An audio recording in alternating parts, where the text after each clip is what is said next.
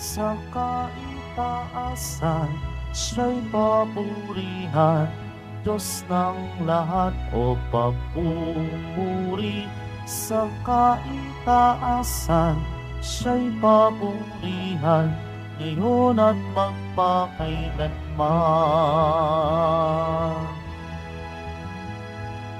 Umawit ang daigdigan, lahat ng naroon. Umawit ang sangkatauhan, purihin ang Panginoon. Papuri sa kaitaasan, siya'y papurihan. Diyos ng lahat o papuri sa kaitaasan, siya'y papurihan ngayon at magpakailanman.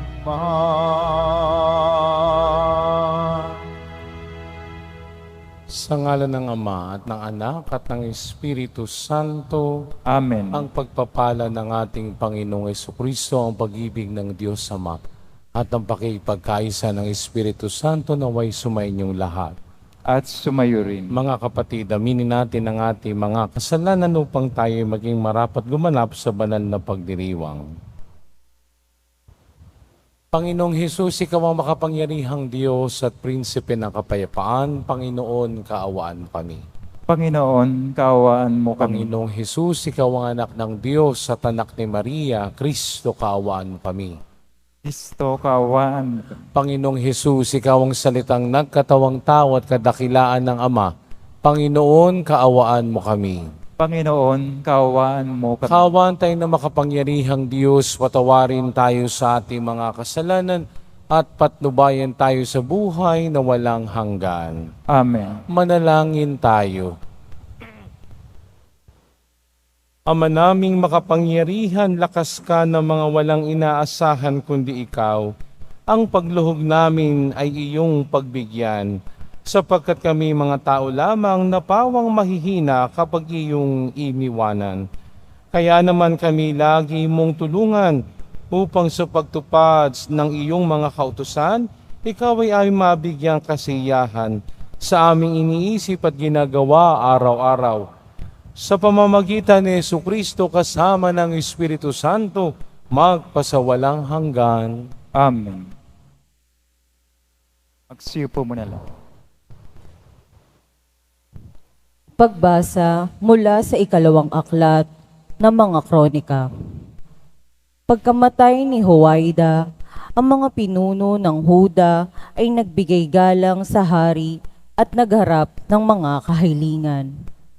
Pinagbigyan naman niya ang mga ito, kaya't itinakwil nila ang bahay ng Panginoon at ang Diyos ng kanilang mga ninuno. Nagbalik sila sa paglilingkod sa mga arseas at pagsamba sa mga Diyos-Diyosan. Bunga nito, nagalit ang Diyos at pinarusahan ang taga-Huda at mga taga-Jerusalem. Ngunit nagsugo ang Panginoon ng mga propeta upang ang mga tao'y magbalik loob sa Kanya. Gayunmay, hindi sila nakinig. Dahil dito, ang Espiritu ng Diyos ay bumaba kay Zacarias na anak ng saserdote, Joiada. Tumayo siya sa gitna ng mga tao. Sinabi niya, "Ito ang sabi ng Diyos, bakit ninyo nilabag ang mga utos ng Panginoon? Gusto ba ninyong mapahamak?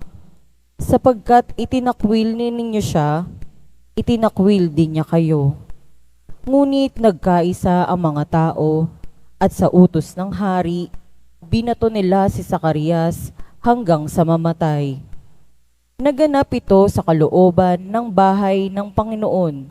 Hindi man lamang naalala ng Haring Joas ang tapat na paglilingkod sa kanya ni Joiada na ama ni Zacarias. Bago mamatay si Zacarias, ganito ang kanyang sinabi, "Parusahan nawa kayo ng Panginoon sa ginawa ninyong ito." Nang matapos na ang taon, si Joas ay sinalakay ng hukbo ng mga Siro. Pinasok nila ang Huda at Jerusalem at pinatay ang mga pinuno ng hukbo. Lahat ng sinamsam nila'y ipinadala sa hari ng Damasco. Maliit man ang hukbo ng mga Siro, ay matagumpay ring laban sa malaking hukbo ng Huda, sapagkat itinakwil nito ang Panginoon, ang Diyos ng kanilang mga ninuno. Sila ang nagparusa kay Joas dahil sa pagtataksil nito. Iniwan ng mga Siro si Joas na may sugat na malubha, ngunit pagkaalis nila, nagkaisa ang mga lingkod ng hari na ipaghiganti ang pagkamatay ni Zacarias. Kaya pinatay nila si Joas sa kanyang higaan. Inilibing nila ito sa lungsod ni David, ngunit hindi sa libingan ng mga hari. Ang salita ng Diyos. Salamat sa Diyos. Sa Kanya mananatili ang aking pag-ibig lagi. Sa Kanya mananatili ang aking pag-ibig lagi. Sabi mo, O Poon, ikaw ay may tipan na iyong ginawa kay David mong hirang. At ito ang iyong pangakong iniwan. Isa sa lahi mo'y laging maghahari, ang kaharian mo ay mamamalagi. Sa Kanya mananatili ang aking pag-ibig lagi. Ang aking pangako sa Kanya'y iiral, ang mananatili sa Kanya ang tipan, laging maghahari ang isa niyang angkan, sintatag ng langit, yaong kaharian. Sa Kanya mananatili ang aking pag-ibig lagi. Kung ang mga anak niya ay susuway, at ang aking utos ay di igagalang, kung ang aking aral ay di pakikinggan, at ang kautos ay hindi iingatan. Sa Kanya mananatili ang aking pag-ibig lagi. Kung gayon, daranas sila ng parusa sa ginawa nilang mga kasamaan. Sila'y hahampasin sa ginawang sala. Ngunit ang tipan ko't pag-ibig kay David ay di magbabagot, hindi mapapatid. Sa Kanya mananatili ang aking pag-ibig lagi. Tumayo na po ang lahat.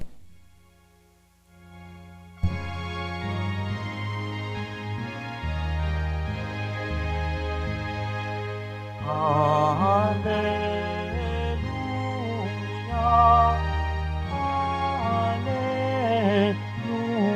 Hallelujah, Hallelujah, Hallelujah.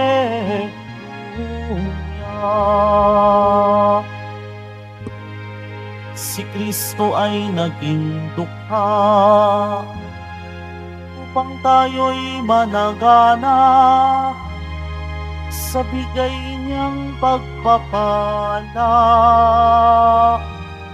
Hallelujah, Hallelujah,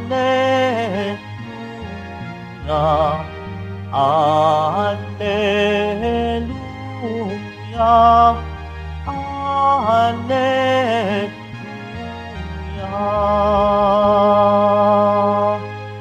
Sumainyo ang Panginoon. At sumayo rin. Ang mabuting balita ng Panginoon ayon kay San Mateo. Papuri sa iyo, Panginoon.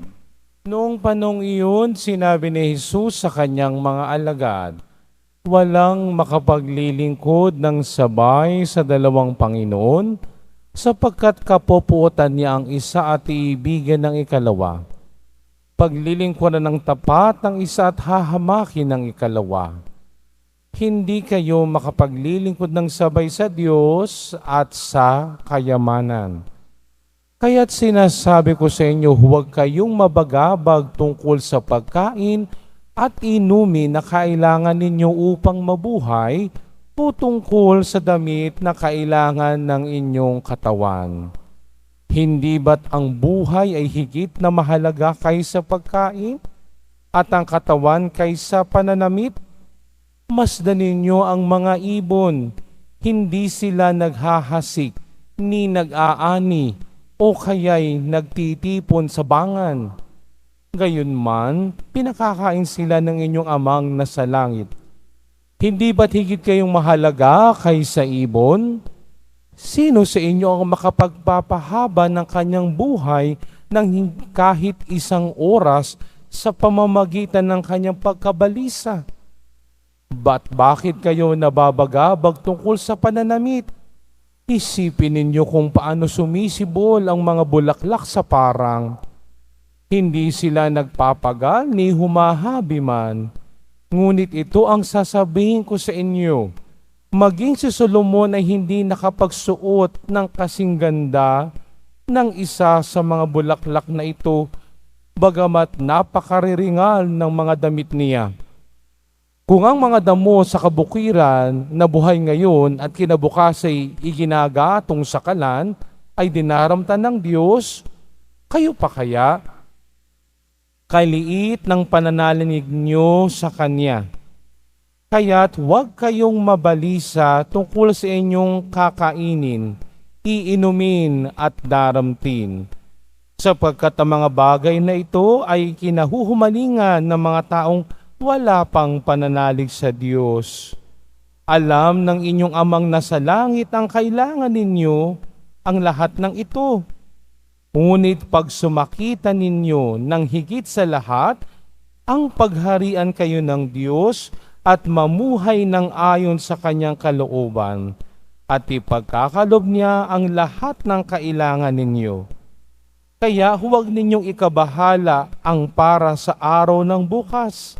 Sa kanin ninyo harapin kung ito'y dumating, sapat na sa bawat araw ang kanyang mga suliranin. Ang mabuting balita ng Panginoon. Pinupuri ka namin, Panginoong Hesukristo. Magsiupo muna ang lahat. Magandang umaga po sa inyong lahat. Pakibati ang inyong katabi, mahal ka ni Lord. Ayan. Ipalakpakan natin ang Panginoon sa umagang ito. Ha? Salamat sa Diyos, buhay tayo. Amen? Salamat sa Diyos, humihinga pa tayo. Amen? Salamat sa Diyos, mahal na mahal tayo ni Lord. Amen? Palakpakan natin ang Panginoon sa araw na ito. Tignan mo yung katabi mo. Tignan nyo katabi nyo. Sabihin mo sa katabi mo, don't worry. Bahala si Lord sa'yo. Palakpakan natin ang Panginoon sa umagang ito. Ha? Yan ang tinuturo sa atin ng ating mabuting balita ngayong araw na ito. Huwag tayong mag-alala. Bahala si Lord. No? Kaya nga sa bungat pa lang ng ating mabuting balita, piliin na natin ang Diyos. Huwag ang kayamanan at kapangyarihan ng mundo. Bakit? Sapagkat ang kapangyarihan at yaman ng mundo, ipapahamak tayo.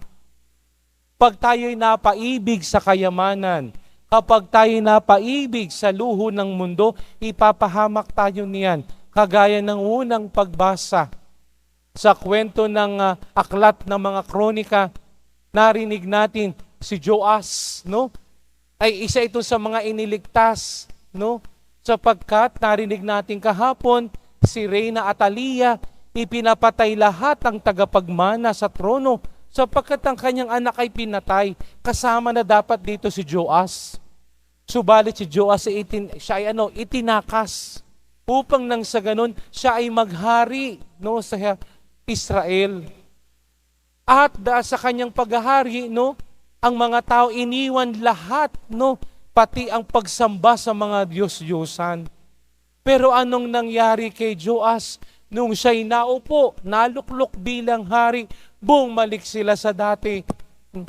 Nalimutan nila ang tipanan sa Diyos. Kaya anong nangyari?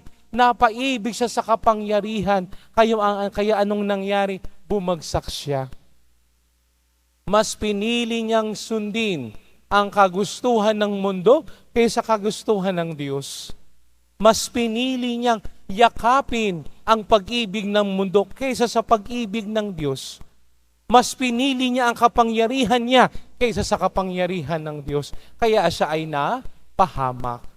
At yan ay magandang paalaala sa akin at sa atin na sa buhay ko at buhay natin, piliin natin si Lord. Amen? Sabihin nga natin, piliin natin si Lord. At yan ang matutunghayan natin sa mabuting balita. Piliin natin si Lord at hindi niya tayo pababayaan. Amen? Sapagkat kapag tayo ay na kay Lord, kung ano man ang pangangailangan natin, ibibigay niya. Amen? Kung ano man ang ating inaasam ng puso, ibibigay niya. Amen? Kaya nga may hamon si Jesus, pag sumikapan ninyong sundin ang kanyang kalooban. Tandaan natin, sa pagsunod natin sa Diyos, hindi all the time happy-happy. Hindi. Tandaan natin, winikan ng Panginoong Hesus, kung gusto ninyong sumunod sa akin, limutin ang kanyang sarili, pasanin ang kanyang krus, at sumunod sa akin. Sapagkat ito'y pinapaalalahanan ako ng Panginoong Hesus, tandaan niyo, pag ako ang pinili ninyo, ay talagang tayo magsisikap. Subalit sabi nga sa atin ng isang kasabihang Pilipino, kapag may tiyaga, may nilaga. At yan ang ating pinapaalala sa atin ng Panginoong Hesus. Kapag pinili mo ang Diyos, yung pangangailangan natin, ibibigay niya. Kung may problema, bibigyan niya ng solusyon. Kapag ikaw ay nangangailangan, ibibigay niya. Basta magtiwala at piliin natin si Lord. Amen? Bakit ba tayo napunta dito sa simbahan ng Quiapo? Sapagkat ipinapakita ng ating pagsisimba dito, ng ating pagdedebosyon sa mahal na pong Jesus na Nazareno, pinipili ko siya, pinipili natin siya para maging number 1 sa buhay natin. Amen? Kaya nga bilang pagtatapos ng aking pagninilay, ating tatandaan palagi, unahin ang Panginoon at lahat ay magiging maayos. Amen? Sabay-sabay nga tayo. Unahin si Lord at palakpakan natin ang Panginoon sa umagang ito. Tumayo na po ang lahat.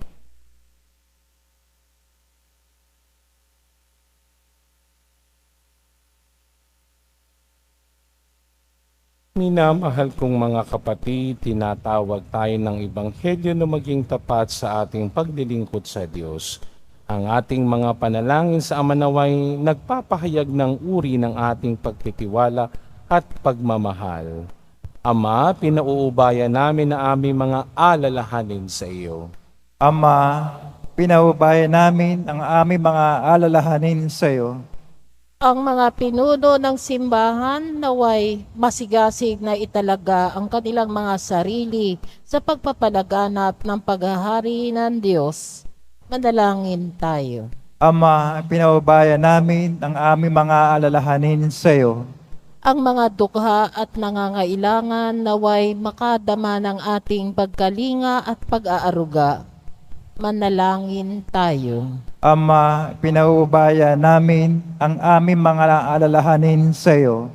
Tayo naway mabuhay sa ganap na pagsunod sa kalooban ng Diyos at hindi magambala ang ating mga isip, mga bagay na hindi naman dapat na ipag-alala.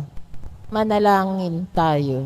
Ama, pinaubaya namin ang aming mga alalahanin sa iyo. Ang mga may sakit naway maranasan ang pag-ibig ng Diyos sa pamamagitan ng pagmamahal ng mga nagmamalasakit sa kanilang buhay. Manalangin tayo.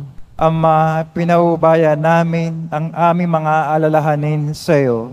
Ang mga tapat na yumao naway makibahagi sa pagwawagi ni Kristo laban sa kamatayan. Manalangin tayo. Ama, pinaubaya namin ang aming mga alalahanin sa iyo. Ama, kami ay nananalig sa iyo. Huwag nawa naming ituon ang aming puso sa mga bagay ng mundong ito, kundi sa iyong mapagmahal na pagpapala. Hinihiling namin ito sa pamamagitan ni Kristong aming Panginoon. Amen. Magsipo muna lahat.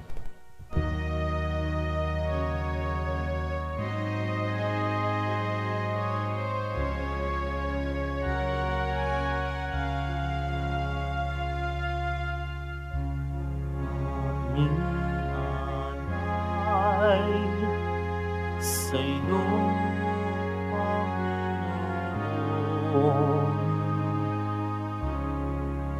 Ang tinapay at anak na iyong kaloob upang bulilain ang iyong buhay na inialay nang tayo'y magdiwang bilang isang sambayanan.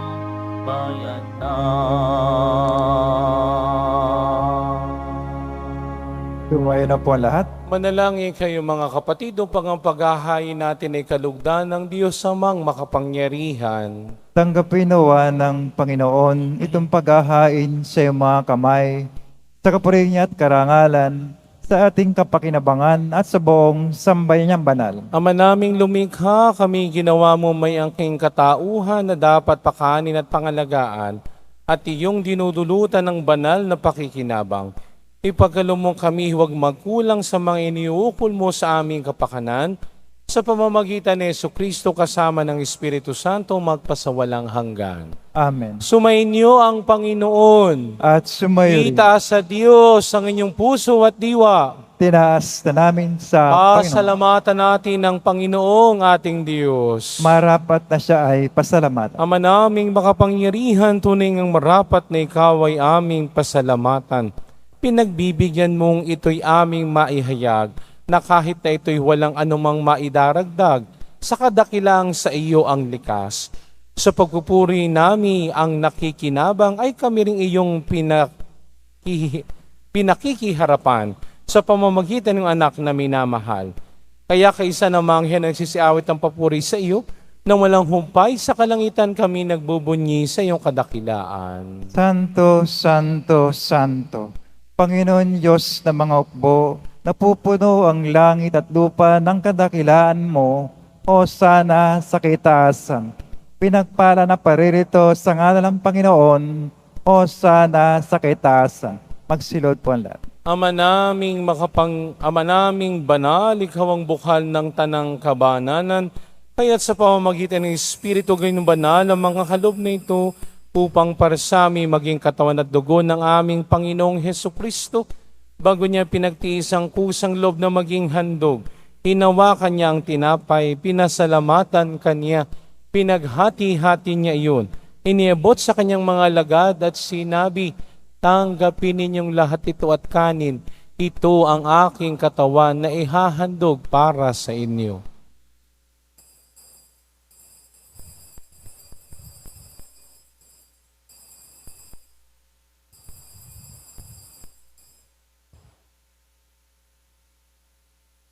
Gayon din naman, nung matapos ang hapunan, hinawakan niyang kalis, muli kanyang pinasalamatan. Iniabot niya ang kalis sa kanyang mga lagad at sinabi, tanggapin ninyong lahat ito at inumin. Ito ang kalis ng aking dugo, ng bago at walang hanggang tipan. Ang aking dugo na ibubuhos para sa inyo at para sa lahat, sa ikapagpapatawad ng mga kasalanan. Gawin ninyo ito sa pag-alaala sa akin.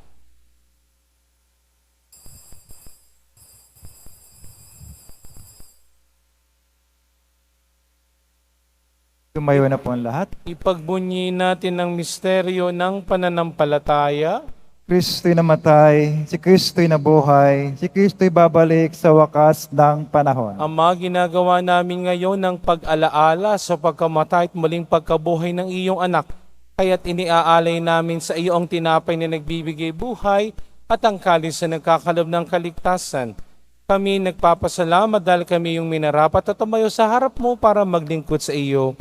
Isinasamo namin kaming magsasalo-salo sa katawan at dugo ni Kristo ay maabuklot sa pagkakaisa sa pamamagitan ng Espiritu Santo. Amalingapin mo ang iyong simbahang laganap sa buong daigdig.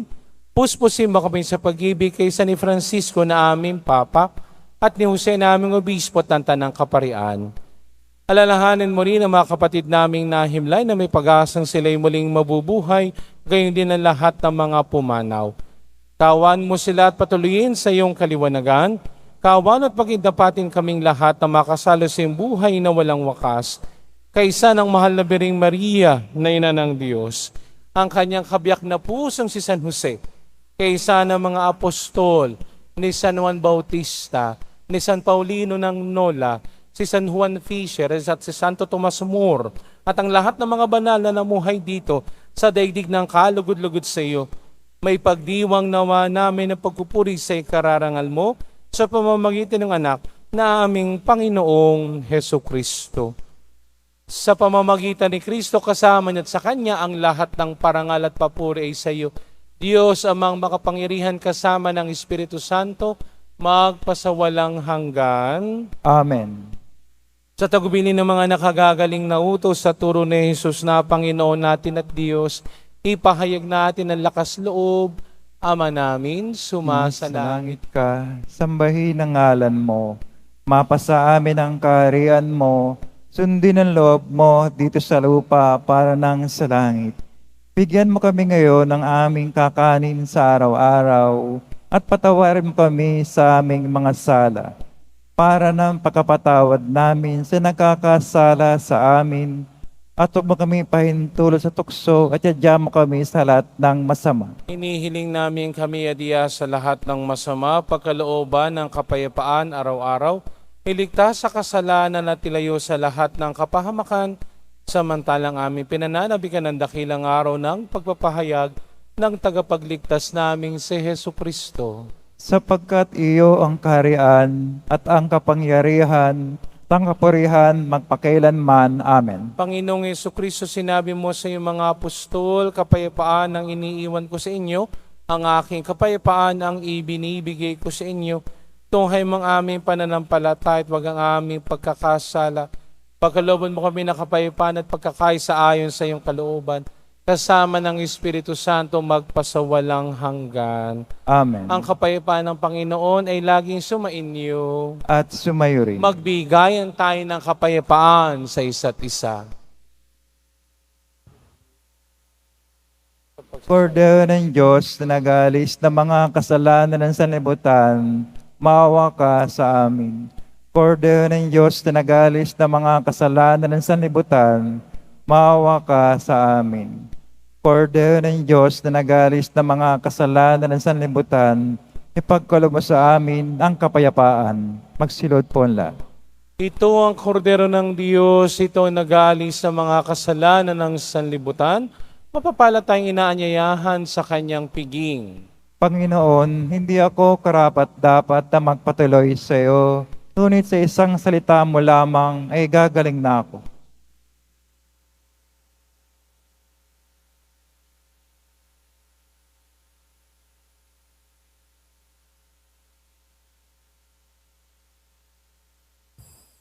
Para sa lahat ng tatanggap ng banal na komunyon, sasagot po tayo ng amen pagkasabi ng pare o lay minister ng katawan ng Kristo at isubo agad si bibig bago umalis sa harapan ng pare o lay minister. Sumunod po tayo.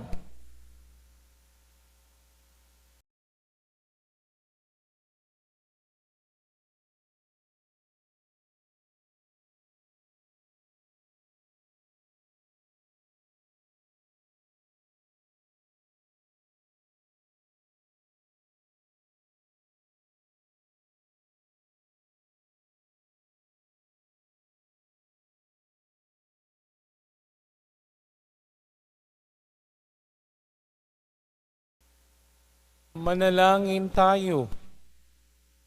Ama naming mapagmahal, ang pinagsaluhan naming banal na pakikinabang ay nagpapahiwatig ng iyong pakikisa. Sa tanang naritong nakikipagdiwang ay magdulot nawa ng pagkakaisa sa iyong sambayanan. Sa pamamagitan ni Jesucristo kasama ng Espiritu Santo, magpasawalang hanggan. Amen. Sumainyo ang Panginoon. At sumayo rin. Mahal na poong Jesus Nazareno, inihayag mo sa pamamagitan ng krus ang walang maliw na pag-ibig ng Diyos sa sangkatauhan. Pakinggan mo ang kahilingan ng iyong angkan na nagsusumamo sa iyo.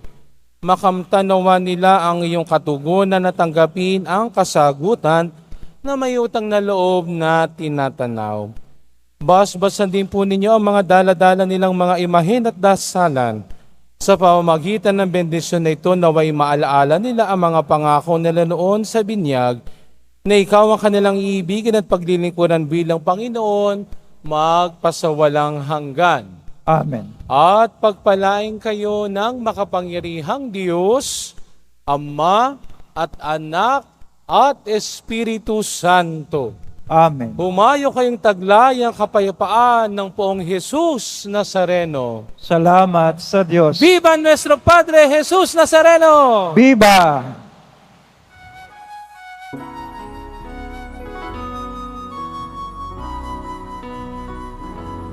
Nuestro Padre Jesús Nazareno, sinasamba ka namin, pinipintuho ka namin, aral mo ang aming buhay at kaligtasan. Nuestro Padre Jesus Nazareno, iligtas mo kami sa kasalanan. Ang krus mong pinamatayan ay sagisag ng aming kaligtasan. Nuestro Padre Jesus Nazareno, inaangal ka namin. Nuestro Padre Jesus Nazareno, iwalhati ka namin. Nuestro Padre Jesus Nazareno, inarangal ka namin. Nuestro Padre Jesus Nazareno, iwalhati ka namin.